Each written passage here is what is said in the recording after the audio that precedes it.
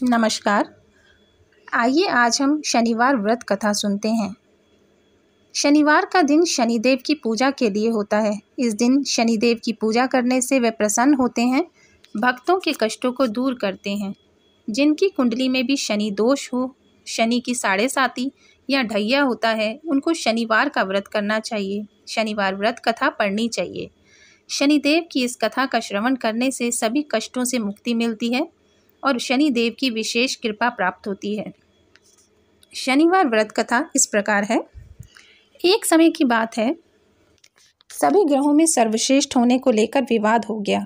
वे सभी ग्रह सूर्य, चंद्र, मंगल, बुध, गुरु, शुक्र, शनि, राहु और केतु इंद्रदेव के पास गए।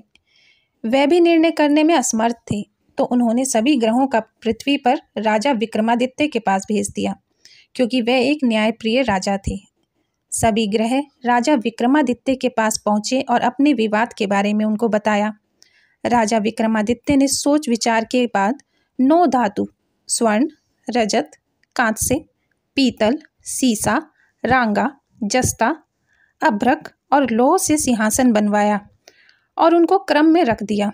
उन्होंने सभी ग्रहों से इस पर बैठने को कहा। साथ ही कहा कि जो सबसे बाद में बैठेगा वह सबसे छोटा ग्रह होगा। लोहे का सिंहासन सबसे अंत में था, जिस वजह से शनिदेव सबसे अंत में बैठे। इस वजह से वे नाराज हो गए। उन्होंने राजा विक्रमादित्य से कहा कि तुमने जानबूझकर ऐसा किया है। तुम जानते नहीं हो कि जब शनि की दशा आती है तो वह 2.5 से 7 साल तक होती है। शनि की दशा आने से बड़े व्यक्ति का विनाश हो जाता है। शनि की साढ़े साती आई तो राम को वनवास हुआ। रावण पर शनि की महादशा आई तो उसका सर्वनाश हो गया। अब तुम सावधान रहना।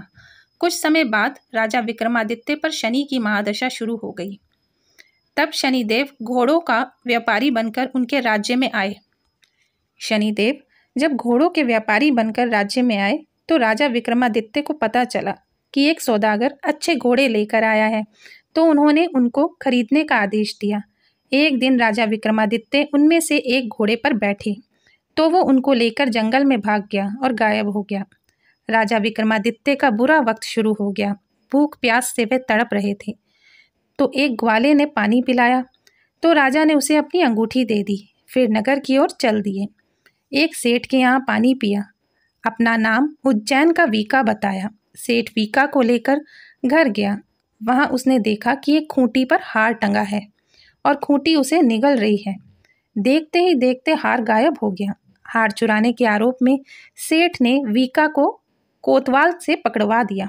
वहां के राजा ने वीका का हाथ पैर कटवा दिए और नगर के बाहर छोड़ने का आदेश दिया।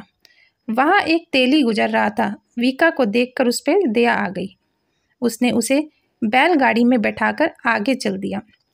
उस समय शनि की महादशा समाप्त हो गई। वीका वर्षा ऋतु में मल्हार गा रहा था। उस राज्य की राजकुमारी मनभावनी ने उसकी आवाज़ सुनी तो उससे ही विवाह करने की जिद कर बैठी।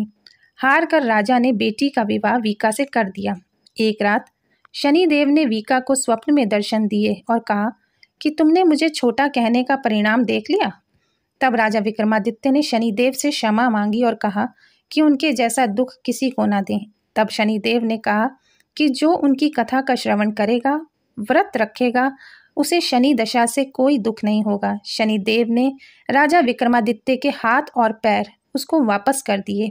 जब सेठ को पता चला कि वीका तो राजा विक्रमादित्य है, तो उसने उनका आदर सत्कार अपने घर पर किया और अपनी बेटी श्री कंवरी से उनका विवाह कर दिया। इसके बाद राजा विक्रमादित्य अपनी 2 पत्नियों मनभावनी और श्री कंवरी के साथ अपने राज्य में लौट आए, जहाँ पर उनका स्वागत किया गया। राजा विक्रमादित्य ने कहा उन्होंने शनिदेव को छोटा बताया था, लेकिन वे तो सर्वश्रेष्ठ हैं। तब से राजा विक्रमादित्य के राज्य में शनिदेव की पूजा और कथा रोज होने लगी। ओम शम शनिचराय नमः। जय शनिदेव की।